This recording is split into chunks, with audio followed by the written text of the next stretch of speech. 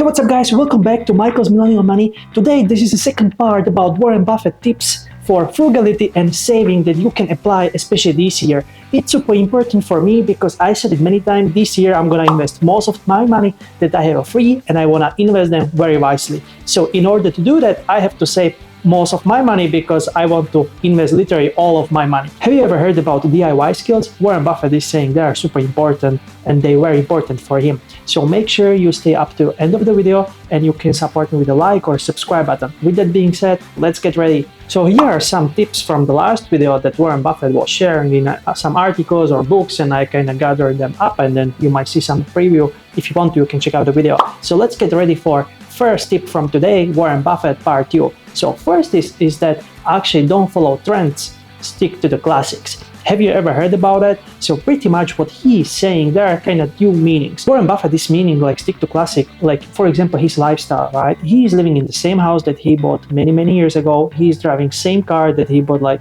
years ago, right? And he's like wearing simple clothes. You don't see something fancy on him or so on, right? He was always saying like make sure you don't overspend on random crap which doesn't bring you values. And of course everybody has it different, right? If good house, it's what you want and you think that's gonna help you, then do it. It's your decision. I really like his approach because when you look at him, you would not say that he's worth like billions of dollars. He seems like simple guy. Overall, he's probably simple guy, but on the other hand, like he's super smart in investing, and he's like what I have heard or the articles that I did see. Again, like I think in 2008 he borrowed like JP Morgan or one of the biggest bank, maybe Goldman Sachs, that 5 billions for 10% like interest on them, and it was like 2 years period of the loan, and he made like a lot of money. It was 2008, 2009, people were losing money, people were going for bankruptcy and so on. So he is very aggressive investor. That's what I like about him, that he has kind of like two parts, but it's just because we don't know him personally. If we would know him, we would totally agree. He's super smart, he knows what to do and so on. That's the first thing that I really kind of like about him, that he's kind of living simple lifestyle. And if you realize it, at the end of the day, you don't need super big house or whatever, or you might, but at least in my opinion, or in my case, I don't want to have a big house. There are a lot of like things going on with it. If you think about it, you work quite a bit, so you are not there a lot. Of course, it's different when you have a family, but whatever. Second meaning of this quote, that like never chase kind of trends, but follow the classic, you might take it like this. He was always well known as an investor, buying stocks that make sense, valued at like right price, right? One of his very great deal was buying railway ownership in Canada. What I want to say, if you notice his lifestyle and his like investing profile, he was investing into things that they were here for many years in order to be successful. So that's what I like, because sometimes we feel, especially when you come to the younger people, all of my friends, they are like trying to chase something that it's hard to chase, right? Like Jeff Bezos was always saying, if you are chasing something that is already hot, don't chase it. That's why this year I'm not gonna try to find something that is super new and I will make a lot of money on it, because there are a lot of risk going on. There is a lot of scams and so on, and I had so much losses and so much like bad luck, let's say. So I don't want to try it anymore. Of course, I'm gonna invest into crypto. I do love crypto and I do enjoy it, even though I lost quite a bit of money on it. But it's like I have money for crypto like separated, right? It's like diversification, like real estate, stocks, whatever. But I'm not gonna do like drop shipping or trading, because I think a lot of people lost a lot of money over there. It's hard to make money. On the other hand, you would see people, they make a lot of money on it. But I think it's so hard to do it, and I like to go through math and probability and so on. So for me, it doesn't make sense, which I'm not saying you shouldn't do like drop shipping, crypto or whatever. From Warren Buffett, you might apply, like he's saying, treat your savings as an expense. So we said it last time in the previous video that you should actually put some money aside whenever you receive paycheck, whether it's like 10% or 20, you put it for the savings, and better is if you put some money for investing, like whatever fund. I like his mentality. So he's saying like treat it as a expense, right? Because I can tell you what I was doing. What I was doing when I invest like every month, like into S&P 500, which is like $600, I put money over there, and sometimes I feel, wow, it's good amount of money. But on the other hand, it's nothing, right? If you take it from the other side, because yes, $600 is a lot for me, and I do like kind of enjoy it, even to say it out loud, because like 5 years ago, I was not even making $600 a month, right? Now I can like just put them aside, not even feeling it. So that's awesome. I do like this kind of progression. Now what I started to do, like all my investments are for me the expense, which is kind of giving me more mentality that I should work a lot and work harder. I do like it. If I would not like it, I would not do it. One thing that I noticed that people who are kind of getting satisfied, like for example, some people are getting satisfied when they, can invest $1,000 or they make $5,000 and that's it and that's good life. Which there is nothing wrong with it. I notice when you get satisfied, usually you start to have more and more free time. And with the more and more free time, I notice people are doing bad things, bad habits, whether it's smoking or anything else. I don't, want to kind of be participating into it. And I know as an actuary, like when I have free time, it's like simple mathematics. It's just kind of giving me more chance to do something that it's harmful for me. So that's why I don't care how much I make, how much I lose, or how much I, will make profit from the investments. Of course I do, but I focus on other parts of my life, right? And which is like work hard and, enjoy it. Recently, I did see the study like about the professors they done on like on very good, I don't remember the name of the school in United States, university, that if you work quite a bit, like not like normal, but a bit more, like your level of happiness is getting higher and higher. And I was like, well, it makes sense. Probably you don't have anything else to do. You are on the purpose, you are on the fire. So it might be true, actually. So I do like this kind of approach. Third tip from Warren Buffett that might help you to actually save more money and be more frugal and actually have more money to invest. So that way you can create bigger portfolio. And it's very simple. Reinvest your profits. I did see so many people actually in my surrounding when they made quite a bit of money. I do know a guy, he made like $100,000 like for a very easy job, right? Or making even more, but he is not reinvesting any money that he's making. What happened to him, his lifestyle just went like significantly up. And I'm not saying it's bad, but I do know his income is not stable. For me, it was always different because I do know my job is not stable because I do work as a salesman for a certain period of the year. And when it comes to sale, you are full commission. You might make one day this, one day nothing, next day way more, next week nothing, you might get sick, whatever. So I was always like that whenever I make money, I reinvest them because these streams of income is not stable.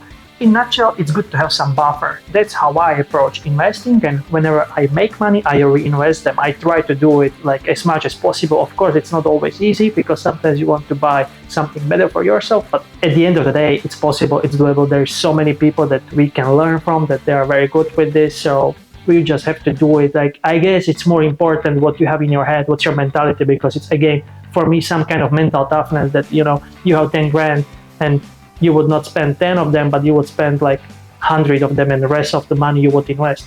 So that's how I kind of try to approach my portfolio, my strategy and so on. And we'll see if it's good or not. Tip number 4 from Warren Buffett, how to be more frugal, how to save more money, is actually buy the things that last longer. So they are actually better quality. He's saying, when you are buying something, you don't have to buy super cheapest because usually it doesn't last that much. Of course, you can find something, but he's saying, I would rather pay more for something and I would use it for a longer period of time. So that's how you can approach it this year, especially. Like, as I said before, I'm not going to buy anything this year. But if I would, let's say a phone, I would not buy the cheapest phone, which would be the Android. I would buy something better. It would be Android, but better level, right? Because in my opinion and in my experience, if I did buy like phone for $200, it was good for first 2-3 months, and then it was getting slower and slower, and I was getting mad, right? Tip number 5 for Warren Buffett, what he's saying, don't try to keep up with other people. And that's the mistake that I did actually previously. Like when I was starting with the friends. And when one of the friends made like, let's say 100%, insane amount of money, right? 100% is 100%, right? But I was trying to keeping up. What happened to me, I was in plus, let's say on certain investment, like 15 or 20%, but I was like, no, it's not enough because friend, let's say John, had like 80 or 100% like return in a couple weeks. You probably by now know that how it went. Of course, we lost money on it, right?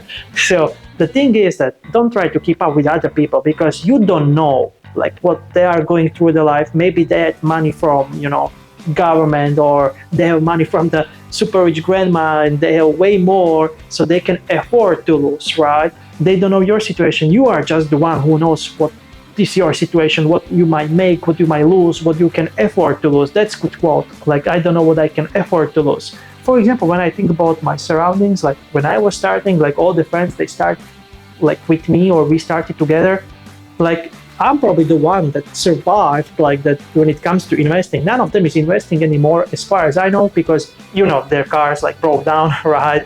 They had money into investments, but they had to sell them in order to repair the cars. Just, big mess. So actually, if I would stick just to myself, I would be way ahead. Still, I am doing kind of okay, but I would do way better if I would just focus on myself and on my goals and so on. The problem is I was super young and I didn't have any strategy. I didn't have any plan. I was just like, let's do it. It's fun, That's what reminded me my friend, and he is kind of successful. And he told me, you know what? You learn from your mistakes. Sometimes in a life you have to like kind of fall on your head or on the ground. But if you like kind of realize, then you kind of like wake up from that and do it better after that. That's the purpose. And it's always good to learn from other people's mistakes. But sometimes people like me, we have to learn from our mistakes too. And that's, I guess, okay. So lesson from Warren Buffett: make sure you don't compete with other people. You don't know what is going on in their life and so on, especially with the phones and, living far away from you, like hundreds of miles or thousands. You don't know what is going on. Number 6 from Warren Buffett: learn DIY skills. Actually, to be honest, I never heard about them before, and I just realized they are so important. He did say, you know what, I bought a house like in 1958 for almost 32 grand, and I'm still living in it. So I did actually went through this like statement and so on. What he's saying is actually he didn't want or he couldn't to do or buy anything better, but he did the best at the certain time with a certain amount of money. And that's what small kids are actually taught in like schools or even when they are younger, to actually problem solve during the day. DIY skills, like they are getting certain tasks and they are seeing how the kids are approaching, and that should help you when you are older. When there is some problem coming to you, you should be able to solve it out kind of better. And I do kind of like this kind of approach. I was always kind of fascinated by this because I do know like small kids are like sponges, right? I do know there's like 40% of like adult intelligence formed by age of 4 and 80 by age of 8. I'm using this phrase when I'm trying to sell like very kind of like bigger package of books with the apps, that kind of it makes sense for the parents to buy for their kids. And if I would be that lucky to have kids and, a family, I would invest a lot of money when they are young and, kind of develop the character from the early on, not like when they are teenagers or so on. So that's just how I see it. So DIY skills, I think they are so important. Pretty much try to make the most out of the situation you can do at a certain time. If you don't have 100 grand to invest, so what? So invest what you have. If it's $100, $50, if you don't have even that, and if you don't have even like $50 or $100 that you can invest, so you can start like small steps, right? You can, go for one like additional day at work and get some certain amount of salary that you can invest or whatever. Like we have to start somewhere. I do believe everything starts somewhere, and I don't judge anybody, since I went through like kind of a lot of things. If you start from something today or nothing, 10 years, 20, 30, life is long enough. In average, we live quite a bit. So you can create something for you, or if not for you, it might be your wife, kids, whatever. Tip number 7 for Warren Buffett: how to be more frugal and save more money in order to kind of invest more money, is to make frugality as a like being normal, not a hardship. And actually, I'm more than lucky to say I did learn it. Of course, when I was young, I did hate it because my friends were like, yeah, let's go out, let's do party, let's do cocktails, let's, do whatever. Then I got to know, like, on the other end, totally different group of people. They were like investing, working, hard work, going to gyms, whatever. And then I was like, well, these people are living different life. And at the beginning, it was so hard for me to add up because there were many factors. I didn't have money, I didn't have a mindset, I didn't have, like kind of mentality. I didn't have a like hard work commitment and so on. But, I'm more than happy because this certain group of people kind of influenced me in positive way. That's how I see it. It might be not be positive for you, but that's how I see it. Of course, at the beginnings, I hated, that I couldn't go out, or I could, but I didn't want to, or I had to mark everything in my app or so on. But at the end of the day, I did make some kind of like shortcuts. I use some apps that are super like user-friendly for spending and investing and so on. So I kind of figured it out. And now for me, it's super like funny habit to do. I was just talking with my friend. I would make some competition like who can save more money or whatever, because now I like it. I don't know what's the reason. I kind of enjoy it right now. And I do think it's because I started like 6 or almost 7 years ago. And it's already quite a bit of years that I went through and a lot of things have changed. So I kind of like it, and it's good habit to have. And I can tell you, it's hard to break. that kind of habit. I usually, when I buy something, I like just open my phone or I just put it to my head and I just write it on the paper, whatever. Don't get me wrong, I'm not like super saver or whatever. Like I recently buy the like new car, electric car, pretty decent, 500 horsepower. So I do like to spend money, and for me it's kind of like a reward for the hard work. But on the other hand, I'm super smart when it comes to spending and so on. That's how I think, and of course I can be way better, but I'm kind of like improving it slowly. Tip number 8 from Warren Buffett: understand that time is money. He is saying there is nothing more important than your time. It's a priceless, right? Because it's a limited source that you can you can own. Like literally money, yes, it's limited source because you cannot have an infinity amount of money, but you can have a certain amount of money in order to live very good life, right? Let's agree on that. But when it comes to time, everybody has different like scale that we are here in. Nobody knows for how long and so on. So try to kind of think about it. For example, what I was doing, I was always charging my electric car at the free parking charger, right? And there is nothing wrong with it because it's like literally for free, you save money that we would pay at other like charger. But on the other end, there is no facility. You can like sit down or, you can do something on your laptop. Of course, you can do it in your car, but I don't want to be 2 hours in the car, just, sitting behind the computer. It's not good for your back and anything like that. Actually, even if you work like whole day at the office and then you go to charge your car, but yes, what I was doing, I was going for a walk and so on. But now when I'm thinking about it, like time is money. I can do one more video. I can do, one more idea. I can do like research about crypto and real estate and so on. And I can put car like literally next to my work. Yes, I would pay like $2, $4, $5, $6, $7 for couple percentage that might help me for 2-3 days at my battery, at my electric car.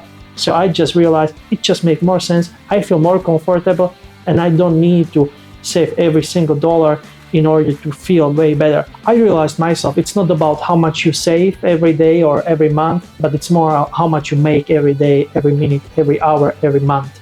That's how I see it, and that's how I try to approach kind of my lifestyle as well. So if I can make some money during the period I'm charging the car, why not, Which I'm not saying I'm getting paid for making videos or doing research, but maybe one day I will, or maybe, you never know what it's gonna be turned over. So guys, that was the second part from Warren Buffett. There was additional 8 tips that how to save more money, how to be more frugal. I do hope you found some of them beneficial. Myself, I like these DIY skills because I never thought about them. Personally, I like the most DIY skills because I never heard about them, kind of talking about investing part and kind of put them together to the lifestyle. And I do think it's important. Warren Buffett is of course right. So I will try to make the most out of the situation I'm in, right?